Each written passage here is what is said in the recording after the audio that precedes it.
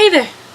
So, for those of you who are sort of out of the loop, I'm on a trip and I'm filming I filmed a bunch of videos in advance. I did like 5 videos per day for a couple of days, and I'm just uploading them on the days that they're supposed to go up. So, you'll see me with this hair chalk a bunch. I promise I wash my hair. But in the video I actually uploaded on the day where I recorded this one, I uploaded something like, so I was filling out some forms or whatever. I think that was its title. And, it included this part where I talked about 2 influential books. One was Les Miserables, and the other was Ernest Hemmingway's The Old Man and the Sea. Now, if you're clever, you can put together the fact that I mentioned this book and the title, which says the worst book ever, to conclude that I think this is the worst book ever. And if you were so inclined to do that, you'd be right. This is by far the worst book I have ever read in my life. I'm going to tell you the story of that. So I was in 9th grade, a freshman, and we were assigned to read this book. And I'm like, whatever, it's thin. This book winds up being 127 pages. It's not very long. So I'm like, whatever. I'll read it.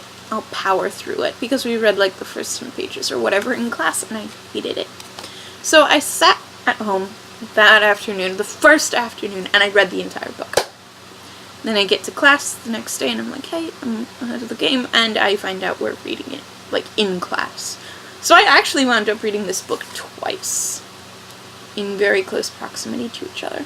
And here's the thing, it's 127 pages of nothing. There's an old man. I think his name is Santiago? Whatever. Old man, he goes, he fishes, he catches a fish. As he brings it in, sharks come and eat it, and he gets to shore with only a skeleton. Spoiler warning. That's the whole plot. Literally the whole plot. And it's the most frustrating book. And here's where I decided that I am going to be a pretentious human. This was the book that prompted me to be a pretentious human. Because all pretentious people are literary snobs and decide what is good and what is bad literature. And I knew that this book was prompting me to start a bad literature category. If I had the luxury, this would be a book I would not finish. And if you watched that wretched So I filled out some forms video, you know I'm a completionist. I complete pretty much everything I start, including YouTube videos. Like, if I despise a YouTube video, I'll just mute it and let it play while I watch another one. This book, it's just so boring, and I understand, it's like all about the futility of life and whatever, but like, it just doesn't. Just don't.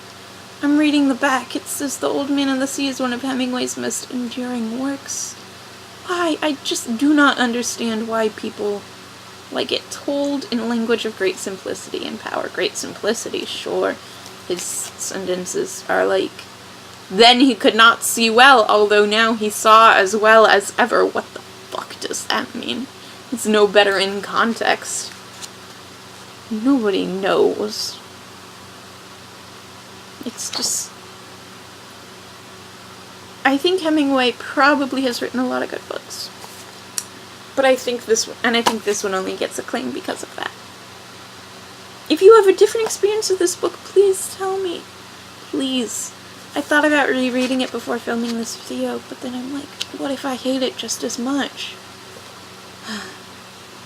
And then if there are books you hate, let me know. Meanwhile, do not recommend. 2 out of 10. The only reason I recommend it is if you need a quick read for an English class. I hope your day is better than this book.